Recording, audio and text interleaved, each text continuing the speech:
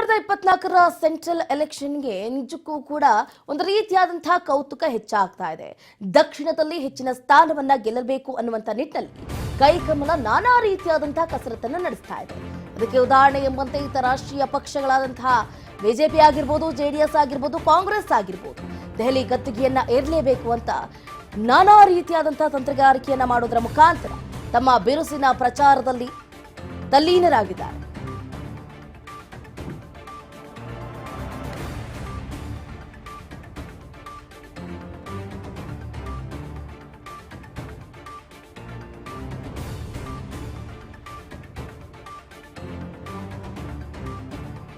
ದಕ್ಷಿಣದಲ್ಲಿ ಹೆಚ್ಚಿನ ಸ್ಥಾನವನ್ನ ಗೆಲ್ಲಬೇಕು ಅನ್ನುವಂತ ನಿಟ್ಟಿನಲ್ಲಿ 28 ಲೋಕಸಭಾ ಕ್ಷೇತ್ರಗಳನ್ನ ಗೆಲ್ಲಲೇಬೇಕು ಅನ್ನುವಂಥ ಮಹಾದಾಸೆಯನ್ನ ರಾಷ್ಟ್ರೀಯ ಪಕ್ಷಗಳು ಹೊಂದಿರುವಂಥದ್ದು. ಮರಳಿ ದೆಹಲಿ ಗದ್ದುಗೆಯನ್ನ ವಶಕ್ಕೆ ಪಡಿಬೇಕು ಅನ್ನುವಂಥ ನಿಟ್ಟಿನಲ್ಲಿ ಇತ್ತ ಬಿಜೆಪಿ ನಾಯಕರು ನಾನಾ ರೀತಿಯಾದಂಥ ತಂತ್ರಗಾರಿಕೆಯನ್ನ ರೂಪಿಸ್ತಾ ಇದೆ. ಕ್ಷಣ ಕ್ಷಣಕ್ಕೂ ಕೌತುಕವನ್ನ ಹೆಚ್ಚು ಮಾಡ್ತಾ ಇದೆ. 2024ರ ಸೆಂಟ್ರಲ್ ಎಲೆಕ್ಷನ್ ಈಗಾಗಲೇ ಹೇಳ್ತಾ ಇದೆ, ದಕ್ಷಿಣದಲ್ಲಿ ಅತಿ ಹೆಚ್ಚು ಸ್ಥಾನವನ್ನ ಗೆದ್ದೋನೇ ಬಾಸ್.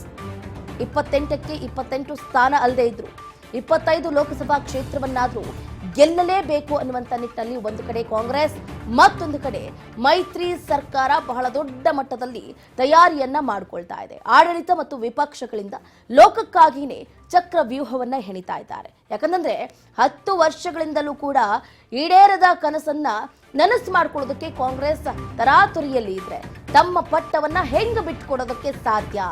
ನಾವು ಈ ಬಾರಿ 3ನೇ ಬಾರಿಗೂ ಕೂಡ ಗದ್ದುಗೆಯನ್ನ ಏರ್ತೀವಿ ಅಂತ ಶತ ಸಿದ್ಧರಾಗಿದ್ದಾರೆ ಬಿಜೆಪಿ ನಾಯಕರು.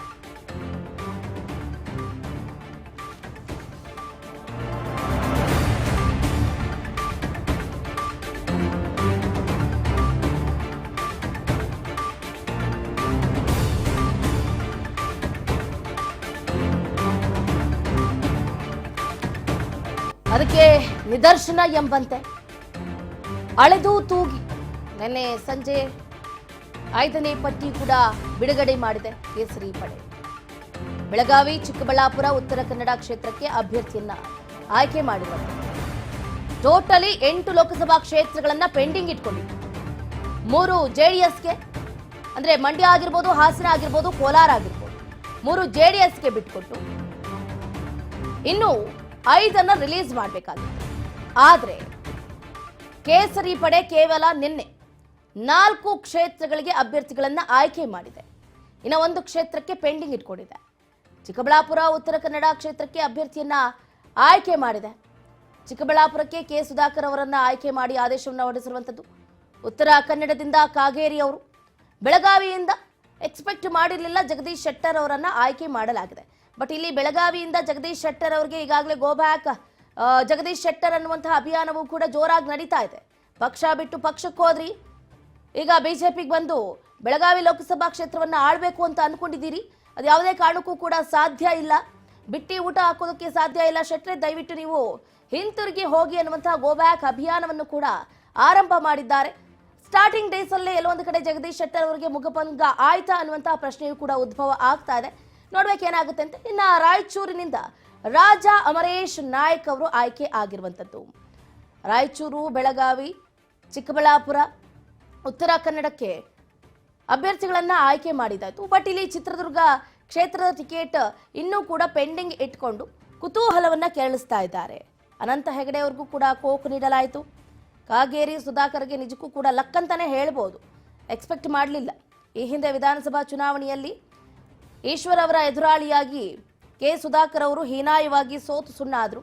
ಅದಾದ ನಂತರ ಬಹಳ ಒಂದು ರೀತಿಯಾದಂಥ ನೋವಿನಲ್ಲೇ ಇದ್ರು ಅಂತ ಹೇಳ್ಬೋದು. ಈ ಹಿಂದೆ ಎಂದೂ ಕೂಡ ಸೋಲದಂತಹ ಡಾಕ್ಟರ್ ಕೆ ಸುಧಾಕರ್ ಅವರು ಈಶ್ವರ್ ಅವರ ಎದುರಾಳಿಯಾಗಿ ಸೋತಿದ್ದು ಬಹಳ ಒಂದು ರೀತಿಯ ಅವಮಾನಕರ ಅಂತಾನೆ ಹೇಳ್ಬೋದು. ಈ ಬಾರಿನಾದರೂ 2024ರ ಲೋಕಸಭಾ ಚುನಾವಣೆಯಲ್ಲಿ ಚಿಕ್ಕಬಳ್ಳಾಪುರದಿಂದ ಸ್ಪರ್ಧೆ ಮಾಡಿ ಗೆದ್ದು ಬೀಗಬೇಕು ಅನ್ನುವಂಥ ನಿಟ್ಟಿನಲ್ಲೂ ಕೂಡ ಭಾರಿ ತಯಾರಿಯನ್ನ ಮಾಡಿಕೊಂಡಿದ್ದಾರೆ ಕೆ ಸುಧಾಕರ್ ಅವರು. ಒಟ್ಟಾರೆಯಾಗಿ 4 ಕ್ಷೇತ್ರಗಳ ಅಭ್ಯರ್ಥಿಗಳ ಘೋಷಣೆಯಾಗಿದೆ. ಉತ್ತರ ಕನ್ನಡದಲ್ಲಿ ಅಭ್ಯರ್ಥಿ ಬದಲು ಬೆಳಗಾವಿಯಲ್ಲಿ ಶೆಟ್ಟರ್ಗೆ ಟಿಕೆಟ್ ನೀಡಲಾಗಿದೆ. ಈಗಾಗಲೇ ಚಿಕ್ಕಬಳ್ಳಾಪುರದಲ್ಲಿ ಡಾಕ್ಟರ್ ಸುಧಾಕರ್ಗೆ ಟಿಕೆಟ್ ನೀಡಿರುವಂಥದ್ದು. ರಾಯಚೂರು ಸಂಸದ ನಾಯಕ್ಗೆ ಮತ್ತೆ ಅವಕಾಶವನ್ನ ಕೊಟ್ಟಿದ್ದಾರೆ. ಬಟ್ ಚಿತ್ರದುರ್ಗ ಮಾತ್ರ ಸಸ್ಪೆನ್ಸ್ ಅಂತಾನೆ ಹೇಳ್ಬೋದು. ನಿರೀಕ್ಷೆಯಂತೆ ಬಿಜೆಪಿ ಕರ್ನಾಟಕಕ್ಕೆ ಸಂಬಂಧಪಟ್ಟಂತೆ 2ನೇ ಪಟ್ಟಿಯನ್ನ ಏನು ನಿನ್ನೆನೆ ಬಿಡುಗಡೆ ಮಾಡ್ತು. ಬೆಳಗಾವಿ, ರಾಯಚೂರು, ಉತ್ತರ ಕನ್ನಡ ಮತ್ತು ಚಿಕ್ಕಬಳ್ಳಾಪುರ ಲೋಕಸಭಾ ಕ್ಷೇತ್ರಗಳ ಅಭ್ಯರ್ಥಿಗಳನ್ನು ಆಯ್ಕೆ ಮಾಡ್ತು. ಚಿತ್ರದುರ್ಗ ಕ್ಷೇತ್ರದ ಅಭ್ಯರ್ಥಿ ಯಾರು ಅನ್ನುವಂಥ ಕುತೂಹಲ ಮಾತ್ರ ಇನ್ನೂ ಕೂಡ ಹಾಗೇ ಇದೆ. ಈಗಾಗಲೇ 20 ಕ್ಷೇತ್ರಗಳ ಅಭ್ಯರ್ಥಿಗಳ ಪಟ್ಟಿಯನ್ನು ಬಿಡುಗಡೆ ಮಾಡಿದೆ ಬಿಜೆಪಿ. ವರಿಷ್ಠ ಮಂಡಳಿ ನಿನ್ನೆನೆ ಕ್ಷೇತ್ರಗಳ ಹುರಿಯಾಳುಗಳನ್ನು ಆಯ್ಕೆ ಮಾಡಿದೆ. ಚಿತ್ರದುರ್ಗ ಕ್ಷೇತ್ರದ ಮೇದುವಾರರ ಹೆಸರನ್ನ ಮಾತ್ರ ಪ್ರಕಟಣೆ ಮಾಡ್ತಾ ಇಲ್ಲ. ಯಾವಾಗ ಪ್ರಕಟಣೆ ಆಗಬಹುದು ಅನ್ನುವಂಥ ಪ್ರಶ್ನೆಯೂ ಕೂಡ ಉದ್ಭವ ಆಗ್ತಾ ಇದೆ. ಬಟ್ ಈಗಾಗಲೇ ಚಿತ್ರದುರ್ಗಕ್ಕೂ ಕೂಡ ಭಾರಿ ಪೈಪೋಟಿಯನ್ನ ಕೊಡ್ತಾ ಇದ್ದಾರೆ. ಒಂದು ಕಡೆ ಗೋವಿಂದ ಕಾರಜೋಳ್, ಇನ್ನೊಂದು ಕಡೆ ಮತ್ತೊಬ್ಬ ನಾಯಕರು ರಘುನಂದನ್ ಫೈಟ್ ಕೊಡ್ತಾ ಇದ್ದಾರೆ. ಹಾಗಾಗಿ ಅಳೆದು ತೂಗಿ ಯಾರಿಗೆ ಟಿಕೆಟ್ ಕೊಡಬೇಕು ಅನ್ನುವಂತಹ ಪ್ರಶ್ನೆ ಮಾತ್ರ ಉದ್ಭವ ಆಗ್ತಾ ಇದೆ. ನೋಡ್ಬೇಕು. ಹಾಗಾದ್ರೆ ಒಂದೇ ಒಂದು ಲೋಕಸಭಾ ಕ್ಷೇತ್ರ, ಅದು ಕಲ್ಲಿನ ಕೋಟೆ ಚಿತ್ರದುರ್ಗದ ಪೆಂಡಿಂಗ್ ಇರುವಂಥದ್ದು. ಯಾವಾಗ ರಿಲೀಸ್ ಮಾಡುತ್ತೆ, ಯಾರನ್ನ ಆಯ್ಕೆ ಮಾಡುತ್ತೆ ಅನ್ನುವಂತಹ ಕೌತುಕ ಮಾತ್ರ ಹೆಚ್ಚಾಗ್ತಾ ಇರುವಂಥದ್ದು. ಬಟ್ ಬೆಳಗಾವಿಯಿಂದ ಜಗದೀಶ್ ಶೆಟ್ಟರ್ ಅವರು ಆಯ್ಕೆ ಆಗಿರೋದು ಬೆಳಗಾವಿಯ ಮತದಾರ ಪ್ರಭುಗಳಲ್ಲಿ ಎಲ್ಲೋ ಒಂದು ಕಡೆ ಬೇಸರವನ್ನ ಉಂಟು ಮಾಡಿದೆ. ಯಾಕಂದರೆ ಜಗದೀಶ್ ಶೆಟ್ಟರ್ ಅವರು ಪಕ್ಷ ಬಿಟ್ಟು ಕಾಂಗ್ರೆಸ್ ಸೇರ್ಪಡೆಯಾದ್ರು, ಅಲ್ಲೂ ಸೋತರು. ಈಗ ನೋಡಿದ್ರೆ ಲೋಕಸಭಾ ಕ್ಷೇತ್ರದಿಂದ ಲೋಕಸಭಾ ಚುನಾವಣೆಯಲ್ಲಿ ಸ್ಪರ್ಧೆ ಮಾಡಬೇಕು ಅಂತ ಬೆಳಗಾವಿಯನ್ನ ಆಯ್ಕೆ ಮಾಡ್ಕೊಂಡಿದ್ದಾರೆ. ನಾವು ಅವ್ರನ್ನ ಸೋಲಿಸ್ತೀವಿ ಅನ್ನುವಂಥ ಮಾತುಗಳು ಕೂಡ ಸ್ಟಾರ್ಟಿಂಗ್ ಡೇಸ್ ಅಲ್ಲೇ ಕೇಳಿ ಬರ್ತಾ ಇರುವಂಥದ್ದು. ಇವತ್ತು ಅಭ್ಯರ್ಥಿ ಯಾರು ಅನ್ನೋದು ತೆರೆ ಬೀಳುವಂತಹ ಸಾಧ್ಯತೆ ಇದೆ. ಯಾವ್ದ್ರ ಬಗ್ಗೆ ಮಾತಾಡ್ತಿದೀವಿ ಅಂತಂದ್ರೆ, ಮಂಡ್ಯ ಲೋಕಸಭಾ ಕ್ಷೇತ್ರದಿಂದ ಮಾಜಿ ಸಿಎಂ ಕುಮಾರಸ್ವಾಮಿ ಸ್ಪರ್ಧೆ ಫಿಕ್ಸ್ ಅನ್ನಲಾಗ್ತಾ ಇದೆ. ಇದೇ ಬೇಕಾಗಿತ್ತು ಆಕ್ಚುಲಿ. ಮಂಡ್ಯ ಲೋಕಸಭಾ ಕ್ಷೇತ್ರದಿಂದ ನಿಖಿಲ್ ಕುಮಾರಸ್ವಾಮಿ ಅವರು ಸ್ಪರ್ಧೆ ಮಾಡ್ತಾರೆ ಅಂತ ಯಾವಾಗ ಕೇಳಿ ಬಂತು. ನಿಖಿಲ್ ಕುಮಾರಸ್ವಾಮಿ ಅವರ ಸ್ಪರ್ಧೆ ಬೇಡ, ತಂದೆ ಎಚ್.ಡಿ. ಕುಮಾರಸ್ವಾಮಿ ಅವರು ಸ್ಪರ್ಧೆ ಮಾಡಿ ಮಂಡ್ಯ ಲೋಕಸಭಾ ಕ್ಷೇತ್ರದಲ್ಲಿ ಗೆಲುವು ನಿಶ್ಚಿತ ಅನ್ನುವಂತಹ ಮಾತುಗಳು ಕೇಳಿ ಬರ್ತಾ ಇದ್ದಂತೆನೆ ಮಂಡ್ಯ ಲೋಕಸಭಾ ಕ್ಷೇತ್ರದಿಂದ ಸ್ಪರ್ಧೆ ಮಾಡೋದಕ್ಕೆ ಎಚ್.ಡಿ.ಕೆ ರೆಡಿ.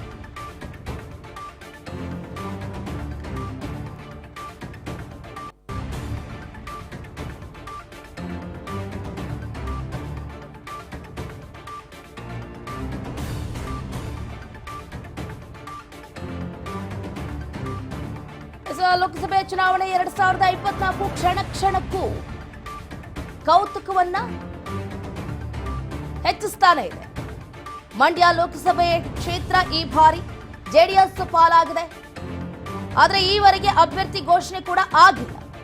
ಮಾಜಿ ಸಿಎಂ ಎಚ್.ಡಿ. ಕುಮಾರಸ್ವಾಮಿ ಅವರೇ ಸ್ಪರ್ಧೆ ಮಾಡುವುದು ಅಂತ ಹೇಳಲಾಗ್ತಾ ಇರುವಂತೆ ಫೈನಲಿ ಎಚ್.ಡಿ.ಕೆನೇ ಫಿಕ್ಸ್ ಅಂತ ಹೇಳಲಾಗ್ತಾ ಇದೆ. ಇವತ್ತು ಇದರ ಬಗ್ಗೆ ಘೋಷಣೆ ಆಗುತ್ತೆ.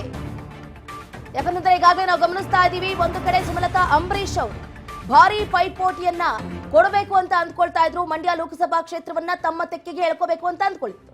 ಆದ್ರೆ ಅದೃಷ್ಟ ಕೈ ಹಿಡಿಲಿಲ್ಲ. ಎಚ್.ಡಿ. ಕುಮಾರಸ್ವಾಮಿ ಅವರು ಹಠ ಹಿಡಿದಂತೆ ಮಂಡ್ಯ ಆಗಿರ್ಬೋದು, ಹಾಸನ ಆಗಿರ್ಬೋದು, ಕೋಲಾರ ಲೋಕಸಭಾ ಕ್ಷೇತ್ರಗಳನ್ನ ಜೆಡಿಎಸ್ ತೆಕ್ಕೆಗೆ ಎಳ್ಕೊಂಡಿದ್ದಾರೆ. ಈಗ ಮಂಡ್ಯ ಏನೋ ಎಚ್.ಡಿ. ಕುಮಾರಸ್ವಾಮಿ ಅವರ ಪಾಲಾಯಿತು. ಹಾಗೆ ಮಂಡ್ಯದಿಂದ ಯಾರು ಸ್ಪರ್ಧೆ ಮಾಡ್ತಾರೆ ಅನ್ನೋದಕ್ಕೆ ಇವತ್ತು ಎಕ್ಸಾಕ್ಟ್ ಆಗಿ ಉತ್ತರ ಸಿಗುತ್ತೆ. ಮಂಡ್ಯ ಲೋಕಸಭಾ ಕ್ಷೇತ್ರದಿಂದ ನಿಖಿಲ್ ಕುಮಾರಸ್ವಾಮಿ ಅವರನ್ನ ಸ್ಪರ್ಧೆ ಮಾಡಿಸಬೇಕು ಅಂತ ಒಂದು ಕಡೆ ಮಾಜಿ ಪ್ರಧಾನಿಗಳಾದಂತಹ ಎಚ್.ಡಿ. ದೇವೇಗೌಡರು, ಮತ್ತೊಂದು ಕಡೆ ಮಾಜಿ ಮುಖ್ಯಮಂತ್ರಿಗಳಾದಂತಹ ಎಚ್.ಡಿ. ಕುಮಾರಸ್ವಾಮಿ ಅವರು ಕಸರತ್ತನ್ನ ನಡೆಸಿದ್ರು. ಆದ್ರೆ ಜನ ಒಪ್ಬೇಕಲ್ವಾ, ಮತದಾರ ಪ್ರಭುಗಳು ಪದೇ ಪದೇ ನಿಖಿಲ್ ಕುಮಾರಸ್ವಾಮಿ ಅವರು ಸೋತು ಸುಣ್ಣಾಗೋಗ್ಬಿಟ್ಟಿದ್ದಾರೆ. ಈ ಬಾರಿ ಮಂಡ್ಯ ಅವ್ರ ಕೈಯಲ್ಲಿ ಕೊಟ್ಟು ಸೋತ್ ಹೋಗ್ಬೇಡಿ, ಹಾಗಾಗಿ ಎಚ್.ಡಿ. ಕುಮಾರಸ್ವಾಮಿ ಅವರೇ ನೀವೇ ಮಂಡ್ಯ ಲೋಕಸಭಾ ಕ್ಷೇತ್ರದಿಂದ ಸ್ಪರ್ಧೆ ಮಾಡಿ, ನಿಮಗೆ ಏನು ಬೆಂಬಲ ಬೇಕೋ ನಾವು ಕೊಡ್ತೀವಿ ಅಂತ ಈಗಾಗಲೇ ಅಲ್ಲಿನ ಸ್ಥಳೀಯ ನಾಯಕರಾಗಿರ್ಬೋದು, ಮಂಡ್ಯ ಲೋಕಸಭಾ ಕ್ಷೇತ್ರದ ಜನತೆ ಆಗಿರ್ಬೋದು, ಎಲ್ಲರೂ ಕೂಡ ಎಚ್.ಡಿ. ಕುಮಾರಸ್ವಾಮಿ ಅವರನ್ನ ಸ್ಪರ್ಧೆ ಮಾಡಿ ಅಂತ ದುಂಬಾಲ್ ಬಿದ್ದಿದ್ದಾರೆ. ಹಾಗಾದ್ರೆ ಎಚ್.ಡಿ.ಕೆ ಸ್ಪರ್ಧೆ ಮಾಡುವುದು ಫಿಕ್ಸ್.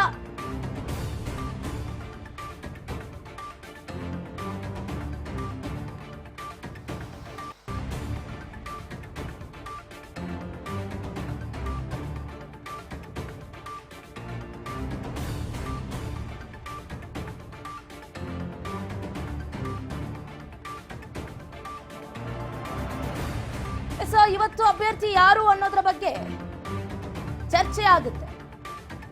ಮಂಡ್ಯ ಲೋಕಸಭಾ ಕ್ಷೇತ್ರದಿಂದ ಯಾರು ಕಣಕ್ಕೆ ಇಳಿತಾರೆ ಅನ್ನೋದು ಇವತ್ತು ಗೊತ್ತಾಗುತ್ತೆ. ಚನ್ನಪಟ್ಟಣ ವಿಧಾನಸಭಾ ಕ್ಷೇತ್ರದ ಮುಖಂಡರೊಂದಿಗೆ ಸಮಾಲೋಚನೆ ನಡೆಸ್ತಾರೆ. ಅದಾದ ನಂತರ ತಮ್ಮ ನಿರ್ಧಾರವನ್ನ ತಿಳಿಸಲಿದ್ದಾರೆ ಎಚ್ಡಿ. ಮಂಡ್ಯದಿಂದ ಎಚ್ಡಿ ಕುಮಾರಸ್ವಾಮಿ ಬಗ್ಗೆ ಮಾಹಿತಿಯನ್ನ ಕಲೆ ಹಾಕ್ತಾರೆ. ಮಂಡ್ಯ ಕ್ಷೇತ್ರ ಕುರಿತು ಮಾಜಿ ಸಿಎಂ ಮಹತ್ವದ ಸಭೆಯನ್ನ ನಡೆಸುವುದರ ಮುಖಾಂತರ ಎಲ್ಲ ರೂಪುರೇಷೆಗಳನ್ನ ತಿಳಿದುಕೊಳ್ತಾರೆ. ಜೆಪಿ ನಗರದ ನಿವಾಸದಲ್ಲಿ ಎಚ್ಡಿ ಕುಮಾರಸ್ವಾಮಿ ಅವರು ಹೈ ವೋಲ್ಟೇಜ್ ಮೀಟಿಂಗ್ ಅನ್ನ ನಡೆಸ್ತಾರೆ. ಈಗಾಗಲೇ ಬಿಜೆಪಿ ಹೈಕಮಾಂಡ್ನಿಂದಲೂ ಕೂಡ ಎಚ್ಡಿ ಕುಮಾರಸ್ವಾಮಿ ಅವರೇ ಸ್ಪರ್ಧೆ ಮಾಡಲಿ, ಹಳೆ ಮೈಸೂರು ಭಾಗದಲ್ಲಿ ಎನ್ಡಿಎಗೆ ಬಲಾಬಲ ತಂದುಕೊಡ್ಲಿ, ಹಾಗಾಗಿ ನೀವೇ ಎಚ್ಡಿ ಕುಮಾರಸ್ವಾಮಿ ಅವರೇ ನೀವೇ ಸ್ಪರ್ಧೆ ಮಾಡಿ, ನಿಖಿಲ್ ಕುಮಾರಸ್ವಾಮಿ ಅವರು ಸ್ಪರ್ಧೆ ಮಾಡೋದು ಬೇಡ ಅಂತ ಇತ್ತ ಕೇಂದ್ರ ಗೃಹ ಸಚಿವರಾದಂತಹ ಅಮಿತ್ ಶಾ ಅವರು ಕೂಡ ಕಿವಿ ಮಾತನ್ನ ತಿಳಿಸಿರುವಂಥದ್ದು. ಒಂದು ಕಡೆ ಎಚ್ಡಿ ಕುಮಾರಸ್ವಾಮಿ ಅವರು ಏನಾದರೂ ಮಂಡ್ಯ ಲೋಕಸಭಾ ಕ್ಷೇತ್ರದಿಂದ ಸ್ಪರ್ಧೆ ಮಾಡಿದ್ರೆ ನಿಖಿಲ್ ಕುಮಾರಸ್ವಾಮಿ ಅವರ ರಾಜಕೀಯ ಭವಿಷ್ಯ ಏನಾಗುತ್ತೋ ಅನ್ನುವಂಥ ಒಂದು ಅಳಲಂತೂ ಇದ್ದೇ ಇರುತ್ತೆ. ಇತ್ತ ಮಂಡ್ಯ ಲೋಕಸಭಾ ಕ್ಷೇತ್ರದಿಂದ ನಿಖಿಲ್ ಕುಮಾರಸ್ವಾಮಿ ಅವರಿಗೆ ಟಿಕೆಟ್ ಕೊಡಿಸಿ ಚಿಕ್ಕಬಳ್ಳಾಪುರದಿಂದ ಎಚ್ಡಿ ಕುಮಾರಸ್ವಾಮಿ ಅವರು ಸ್ಪರ್ಧೆ ಮಾಡಬೇಕು ಅಂತ ಅಂದ್ಕೊಂಡಿದ್ರು. ಬಟ್ ಈಗ ಎಚ್ಡಿ ಕುಮಾರಸ್ವಾಮಿ ಅವರು ಮಂಡ್ಯ ಲೋಕಸಭಾ ಕ್ಷೇತ್ರದಿಂದಾನೇ ಸ್ಪರ್ಧೆ ಮಾಡಬೇಕು ಅಂತ ಕಾರ್ಯಕರ್ತರಾಗಿರ್ಬೋದು, ಮಂಡ್ಯ ಜನತೆ ಆಗಿರ್ಬೋದು ದುಂಬಾಲ್ ಬಿದ್ದಿದೆ. ಇನ್ನೊಂದು ಕಡೆ ಚಿಕ್ಕಬಳ್ಳಾಪುರದಿಂದ ಈಗಾಗಲೇ ಡಾಕ್ಟರ್ ಕೆ ಸುಧಾಕರ್ ಅವರಿಗೆ ಟಿಕೆಟ್ ಕೂಡ ನೀಡಿದ್ದಾಗಿದೆ, ಅನೌನ್ಸ್ ಆಗೋಗ್ಬಿಟ್ಟಿದೆ.